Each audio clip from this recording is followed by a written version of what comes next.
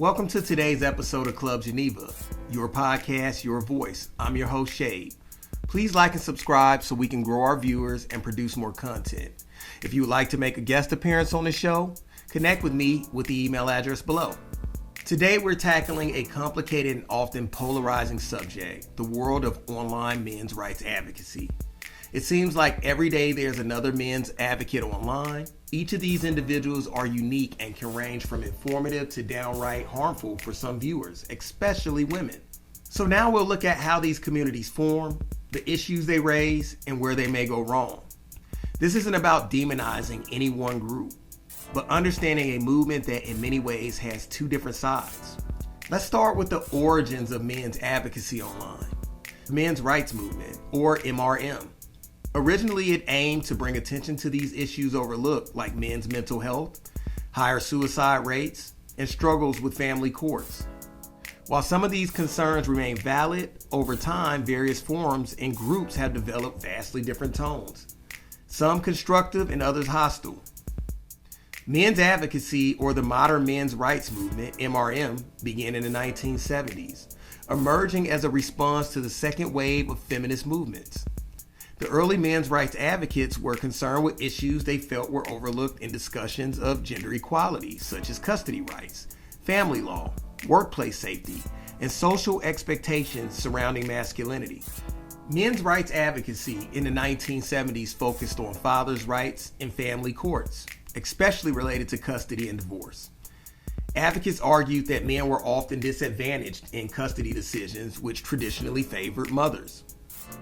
Some advocates highlighted the struggles men faced in family law, alimony, and child support, emphasizing the importance of shared parenting and equal treatment.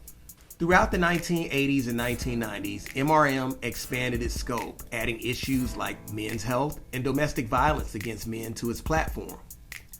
Groups like the National Coalition for Men, founded in 1977, became a prominent advocate for men's rights. These years also saw the development of some controversial factions within the movement, with a few groups adopting an anti-feminist stance, arguing that feminism marginalized men and ignored their issues. Now, the internet allowed the movement to grow and reach audiences in the early 2000s. Online forums and websites such as Paul Elam's A Voice for Men launched in 2009, providing men with the space to discuss their experiences and advocate for issues like false accusations, biased family courts, and higher suicide rates amongst men. Social media has since amplified these discussions, bringing both mainstream and more extreme voices into the spotlight. Today, men's advocacy is a wide-ranging movement with diverse perspectives. Some groups focus on supporting men's health, fathers' rights, and challenging negative stereotypes of men, while others develop a more adversarial view towards feminism and gender equality movements. In short, men's advocacy started as a response to what some men saw as gaps in gender equality discussions, and over time it's changed and diversified, addressing a range of issues men face in modern society. So let's break down some issues these advocates discuss, such as custody battles, for instance, often skewed towards mothers, which men's rights groups argue that it's unfair. Other common issues are men's mental health and workplace fatalities, areas where men statistically have a greater risk. These are legitimate concerns that deserve attention, and some groups are calling for balanced solutions.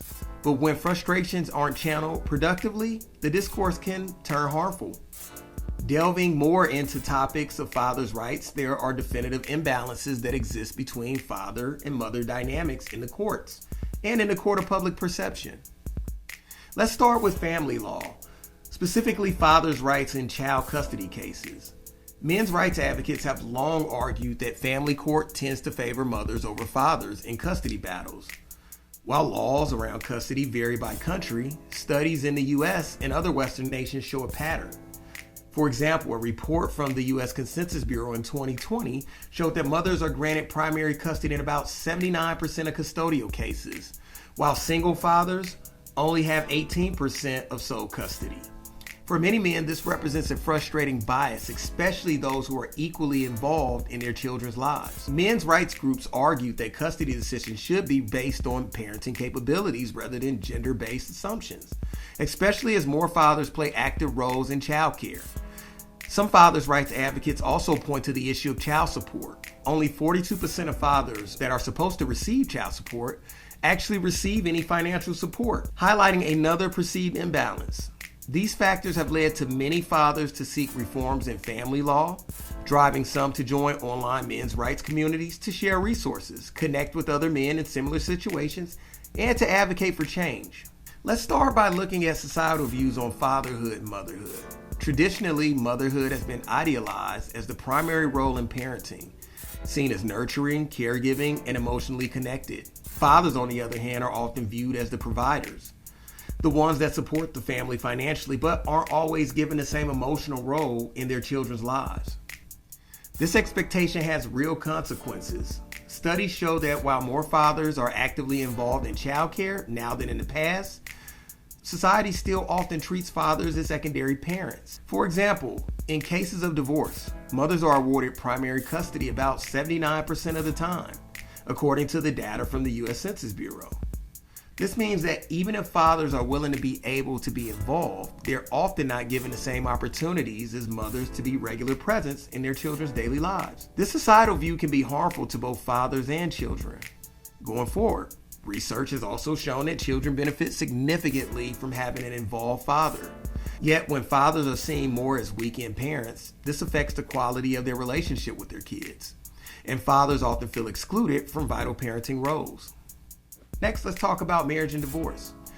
In marriage, traditional gender expectations still linger. Men are often expected to be primary earners, while women may be viewed as primary caregivers. But divorce rates show us that these roles are shifting.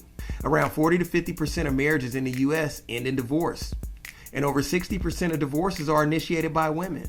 Well, studies suggest that women may lead marriages where they feel undervalued, or when they find themselves balancing household responsibilities without enough support. Women are also more likely to gain primary custody in divorce cases, which can give them a stronger sense of stability post-divorce, knowing they'll likely be the primary caregivers. On the other hand, men face different challenges in divorce, especially regarding custody and child support.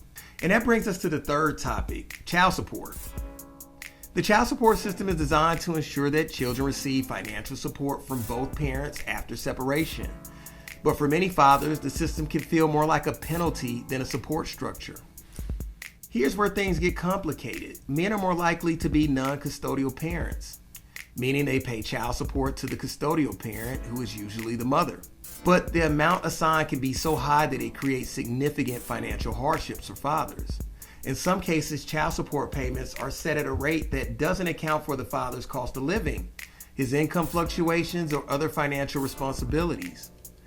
Even more concerning is that when a father can't pay child support, he may face legal consequences, including jail time. Critics argue that child support systems need reform. Fathers' rights advocates suggest that we need a fairer approach, and one that takes into account both parents' financial situations.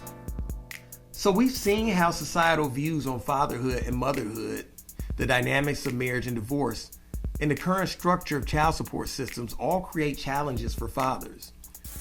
Our traditional views often exclude fathers from primary parenting roles, and divorce proceedings frequently leave them as secondary caregivers, which can have a lasting impact on their relationships with their children. In the end, it's clear that we need more balanced views of parenthood, one that values fathers as equal contributors in raising children. The goal should be a system that supports both parents and encourages co-parenting and acknowledges the financial and emotional challenges fathers face in today's society.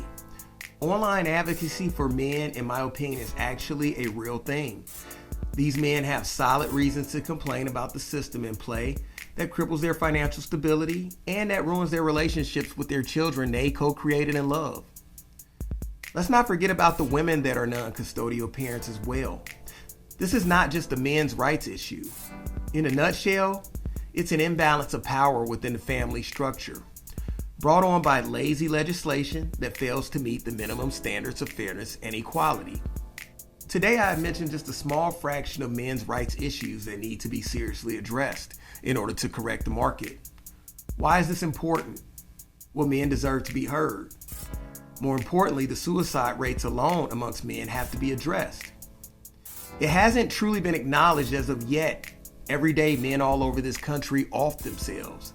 And I can't help but think that some of these issues discussed play a major factor in this epidemic. There'll be plenty of people who disagree. You'll hear everything from men need to grow up, be a man, stop whining, and the list goes on.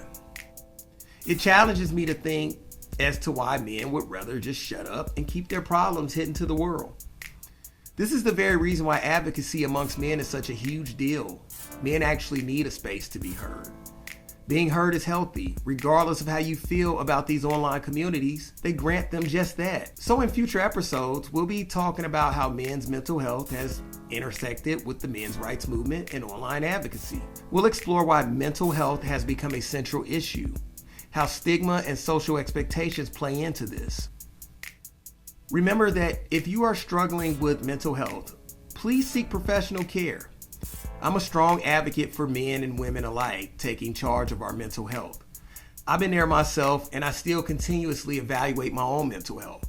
So don't feel embarrassed, ladies and gents. This is cool and quite normal. You are not on an island by yourself, so let's do this for the people who love us and, more importantly, ourselves. Stay tuned, and remember to subscribe to Club Geneva if you haven't already. This is Shady, and I'm signing off, and we'll catch you next time as we dive deeper into understanding men's mental health and the ongoing journey towards support and advocacy. Take care.